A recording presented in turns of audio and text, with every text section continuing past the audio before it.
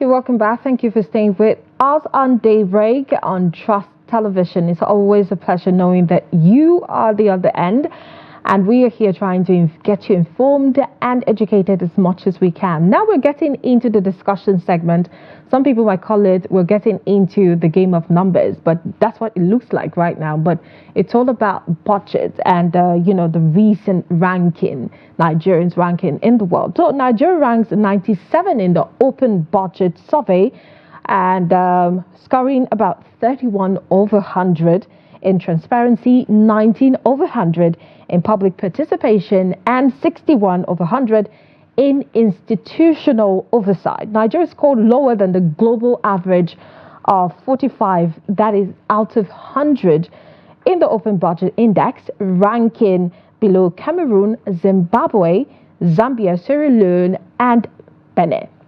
So the 2023 survey assessed 125 countries, home to 95% of the world's population, and included budget that is totaling more than $33.5 that's trillion dollars in spending in the 2022 fiscal year. So Nigeria scored 31 out of 100 in transparency, 19 out of 100 in public participation, and 61 out of 100 in institutional oversight, resulting in an overall ranking of 92 out of 125 countries. Now, Nigeria's disappointing performance, according to a lot of people, including budget, is primarily due to the government's failure to promptly publish in-year reports and mid-year reviews online and adopt innovative public participation practices. Right now, to talk about this, like I said, it's looking like a game of numbers. It's looking like a conversation that will revolve around numbers this morning. So you have to be attentive to actually understand this. We want to understand this as well. We have with us in the studio Yinka Babalola. She's a country manager for the International Budget Partnership, IPB Nigeria. It's a pleasure to have you join us in the studio this morning. Thank you so much. Now, looking at the numbers now, it's not news that Nigeria's is backsliding in the fiscal transparency, ranking 97 out of 125 countries. 92 out of 125 countries. Now, what can we make of these numbers and the rankings? And of course, transparency issue, which is one of the problems why we're getting this kind of numbers. Thank you very much. So first of all, I should just give you a bit of background on what the Open Budget Survey is all about. So it's the flagship product of the International Budget Partnership. It's conducted biennially, that once every 2 years, essentially to measure how governments are progressing with promoting accountability and transparency around the management of public resources. So as you indicated in your introduction, we're looking at 3 measures. We're looking at transparency. That's basically how open government is about its budget, putting out 8 key budget documents, making them available in a timely fashion, ensuring that they contain enough information for citizens to engage in the budget. Then we also look at public participation. So that's how government creates formal spaces for citizens to be able to participate in the decisions on how public resources are spent. And then we look at oversight. So we have 2 oversight bodies that we're considering here. The Supreme Audit Institution, which in Nigeria is the Office of the Auditor General. And then, of course, we have legislative oversight, where there are certain committees in the National Assembly that have oversight on how the executive is spending funds. So in the 2023 round of the survey, unfortunately, Nigeria's performance across 2 of the measures we're looking at declined. So transparency, Nigeria fell from 45 to 31. For public participation, from 26 to 19, while oversight remained constant at 61. So if we look at the key issues that drove that decline in transparency, it was actually more about the timeliness in putting out those 8 key budget documents on government websites, because those documents have to be online. So that means that they have to be online for people to be able to access them. They have to be in a machine-readable format, especially for those documents where, for example, you're trying to look at numbers, so that it's easy for you to download that information and analyze it. And the information has to be comprehensive. So we have a questionnaire that is filled in by an independent researcher, in this case budget, where they look at all those documents. Then there's a peer review process by an anonymous independent peer reviewer. And then we also give government the ability to respond, to look at some of the responses and then provide more information where necessary, contest, in fact, some of the conclusions. So you can find the questionnaire on our website. And so we found out that for Nigeria, although a lot of those documents are produced, we have the Fiscal Responsibility Act that tells government how and when to produce these documents. Unfortunately, they were not placed on the government website in time to meet the requirements of the open budget survey. So I think for me, that's encouraging in the sense that these reports are produced. We just have to ensure that we put them out as quickly as possible, because you also find out that, in fact, the requirements of the Fiscal Responsibility Act are even more stringent in terms of the timelines for putting those documents out. And then there's also the issue of comprehensiveness of information. So, for example, we include some information about macroeconomic forecasts, about debt management levels, but they're included in what we call the pre-budget statements, which in the case of Nigeria is the medium-term expenditure framework and fiscal strategy paper, but then they're not included in the budget proposal. So it's just a question of updating all that information and including it in the budget proposal. And then in terms of public participation, the government does make efforts to include the public at specific states of the budget cycle. Most times it's usually in the preparation stage. But then what we're saying is that the public should actually be able to participate at every single stage of the cycle, because this budget is for us, the citizens of Nigeria. I say us because I'm a Nigerian, right?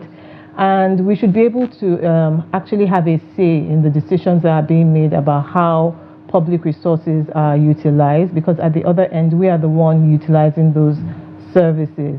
And participation shouldn't just be about ticking a box. For example, if you're going to have for example, a public hearing, because like I said, at every stage, so maybe at the legislative stage, for example, it's not a question of, maybe the day before the hearing is when people find out about it and they don't have enough information to actually go in there and contribute.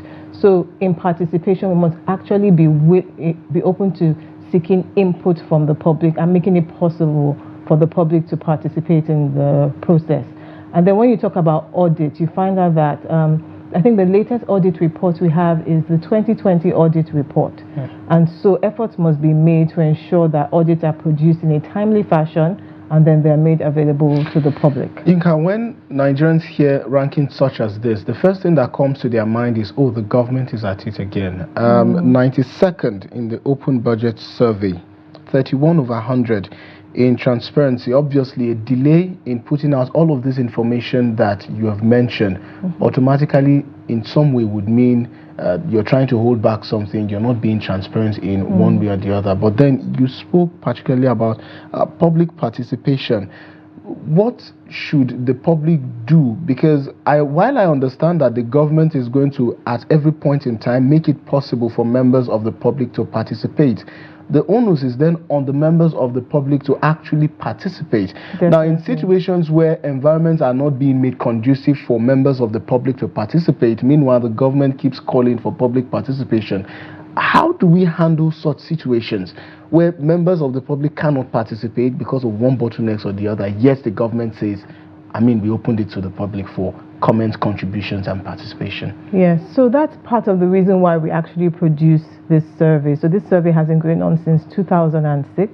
It's the only independent comparative survey of its kind in the world. Yes, since 2006. Interesting. And so the reason why we put all this information out there is for the public and civil society organizations particularly, who typically engage with government on these issues, to have a tool to advocate for increased participation.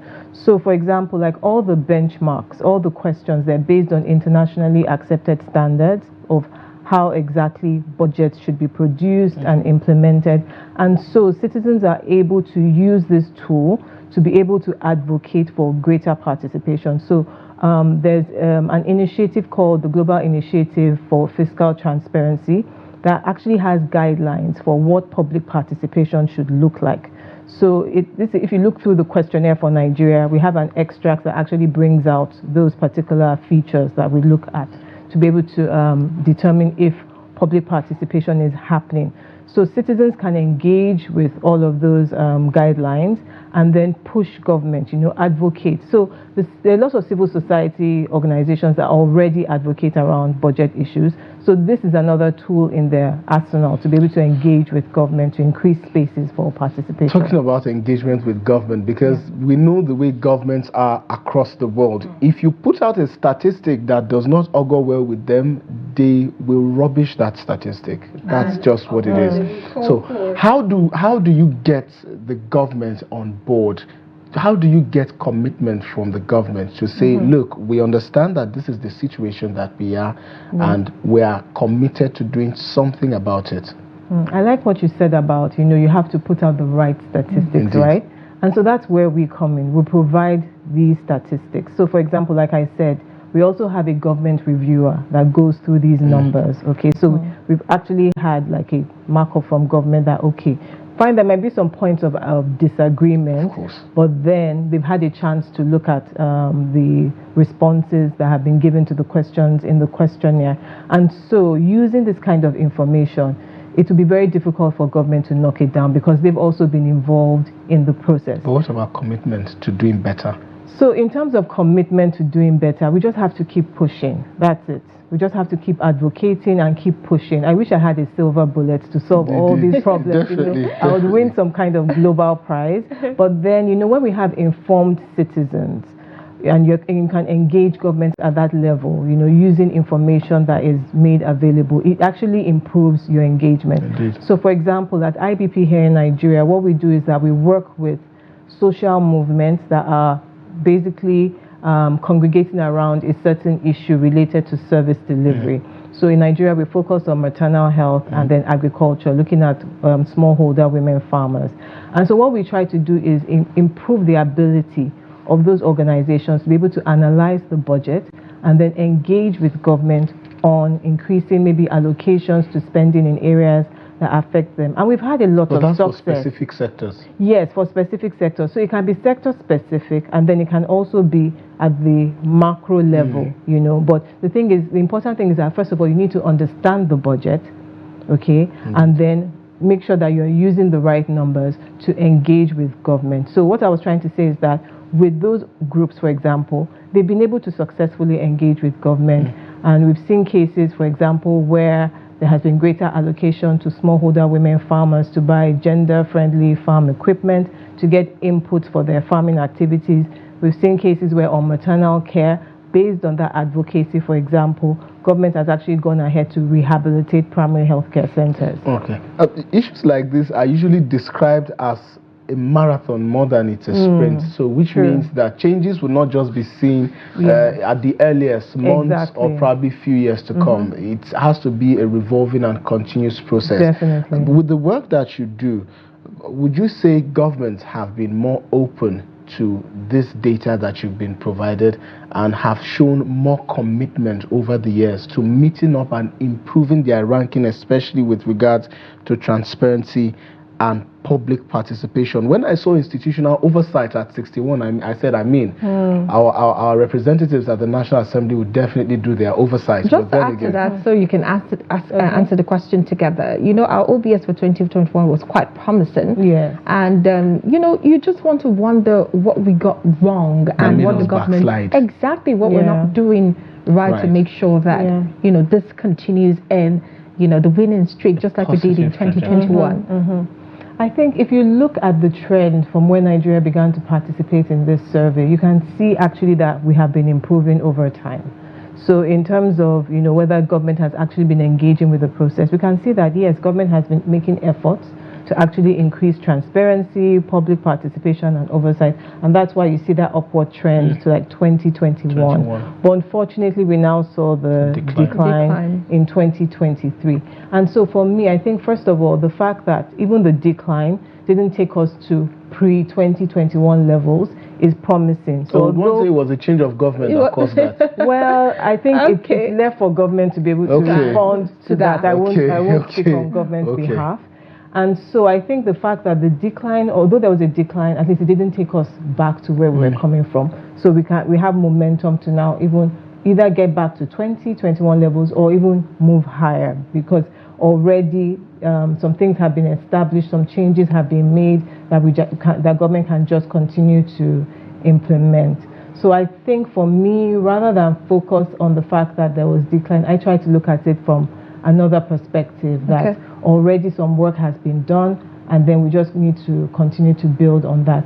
What was your second question? So what did we get it all wrong? I think you've answered that question. And what can we do to actually improve now that the statistics are out and we have not done really, really well? What can we do, other than putting out the statistics on time, putting the report and being transparent and accountable as much as we can? What can we do in the part of the government and also the citizens? Okay, so I think we just need to continue to engage with the process. So for example, for me, I think it first comes from a place of government understanding that government is there to serve the citizens, right? And if you're there to serve the citizens, to manage our public resources, of which a large proportion of it is our taxes, a large proportion of it comes from the labor we do that makes companies profitable and they're able to pay tax. And then even our natural resources, that's our commonwealth as a nation. So essentially, government is managing those resources on our behalf. So if government is approaching public finance from that perspective, then there is that natural drive to be transparent, to be open, to seek the opinion of the citizens, because if you are doing this on behalf of the citizens, then you should want to know what the citizens want, right? And then for the citizens also to recognize that this is what is happening, that these are our resources, this is a result of our labor, and government is actually accountable to us. And sometimes that accountability doesn't happen naturally, so we need to continue to put pressure on government to do what is right. And then if you engage with the report, you can also learn from the examples of other countries, what other countries have done to improve Zimbabwe, Cameroon, even Benin. Yes, Tanzania, for example, was able to increase its transparency scores fundamentally, after a change in government. So we can also learn lessons from other countries. So the numbers are out, and in a layman's world, when you're discussing numbers, you look at how these numbers come. Nigeria 92nd in the world, and then you look at the different statistics that we have. We've either declined or at some point 2021, of course, we did better. What does this mean? Give us a sense of what this means to Nigeria in the international community. How do people see us? Is it that we have failed, or we are going to get better, or this is just like you need a wake-up call, like you need to wake up? Yes. So definitely, I don't look at it as failure. Okay. First of all, we don't actually rank countries that way in terms of saying Nigeria was 92nd. We look at the individual measures on transparency, oversight, and public participation, and see how countries are moving in terms of those measures.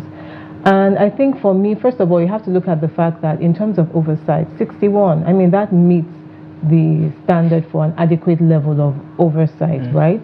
And then for public participation, actually the levels are quite low globally. I think the global average is about 15. Yes. But that doesn't mean we should clap ourselves on the back and feel like the Nigerian government has done extremely well.